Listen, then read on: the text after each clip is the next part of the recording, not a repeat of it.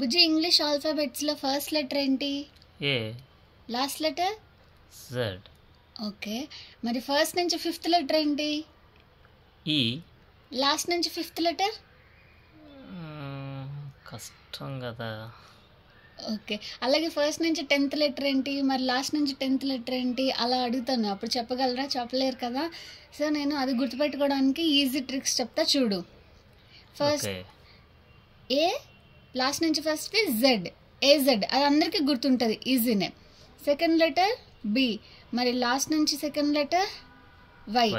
మనకి ఈజీగా గుర్తుండడానికి మనము ఆ రెండింటితో కలిపి ఏదైనా వర్డ్ ఉంటుందేమో చూసుకొని అలా గుర్తుపెట్టుకోవచ్చు అనమాట, కోడ్ వర్డ్స్ లాగా. బీకి ఆపోజిట్ వర్డ్ వై కదా, సో దాన్ని మనం బాయ్ అని చెప్పి గుర్తుపెట్టుకోవచ్చు. నెక్స్ట్ సికి ఆపోజిట్ లెటర్ ఎక్స్, దాన్ని ఎలా గుర్తుపెట్టుకోవచ్చు? క్రిస్మస్, మనము క్రిస్మస్ని ఎక్స్మాస్ అని కూడా అంటారు, సో సి ఎక్స్. నెక్స్ట్ డీకి డబ్ల్యూ, దానికి మనం ఒక కోడ్ వర్డ్ ఏంటి? డోంట్ వర్రీ, డీకి డబ్ల్యూ. నెక్స్ట్ ఈకి వి, దాన్ని ఎలా గుర్తుపెట్టుకోవచ్చు? ఈవీవి సత్యనారాయణ, లేదంటే ఎలక్ట్రిక్ వెహికల్స్ ఇప్పుడు బాగా ఫేమస్ కదా, సో అలాగైనా సరే మనం ఈవీ గుర్తుపెట్టుకోవచ్చు. ఈవీవి సత్యనారాయణ కూడా ఈజీ అండి, చాలా ఈజీగా గుర్తుపెట్టుకోవచ్చు. ఎందుకంటే చాలామందికి ఫేవరెట్ మూవీస్ ఉంటాయి కదా, ఇంట్లో ఇల్లాలు, వంటింట్లో ప్రియురాలు, కితికిత్తులు, ఇలాంటి సినిమాలకి ఆయనే డైరెక్టర్. ఓకే, అండ్ ఇంకొకటి అల్లరి నరేష్ వాళ్ళ ఫాదర్ కూడా ఆయన. నెక్స్ట్ ఎఫ్కి యూ, దానికేంటి? For you. ఇది అందరూ లవ్లో ఉన్న వాళ్ళందరూ యూజ్ చేస్తారండి ఈ వర్డ్, ఫర్ యూ, నీకోసం ఏదైనా చేస్తాను అంటారు కదా, ఓకే, ఇట్స్ ఫర్ యూ అని. నెక్స్ట్ జీకి టీ, దానికి ఎలా గుర్తుపెట్టుకోవచ్చు? గ్యాంగ్టాక్, ఇది సిక్కిం క్యాపిటల్.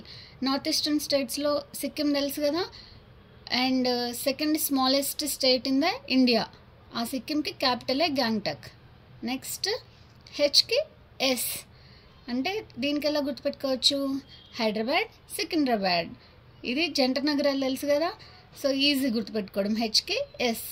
నెక్స్ట్ ఐకి ఆర్, దీన్ని ఎలా గుర్తుపెట్టుకోవచ్చు? ఇండియన్ రైల్వేస్, ఫేమస్ వర్డ్ కదండి, సో అందరికీ గుర్తుంటుంది ఈజీగా, ఐఆర్, ఇండియన్ రైల్వేస్. నెక్స్ట్ జేకి క్యూ, మనం కార్డ్స్ ఆడేటప్పుడు అందులో జాకీ, క్వీన్ ఉంటాయి కదా, అలా జేకి క్యూ, ఇది ఈజీగా గుర్తుపెట్టుకోవచ్చు. నెక్స్ట్ కేకి పి, ఇది అయితే మామూలుగా ఉండదు.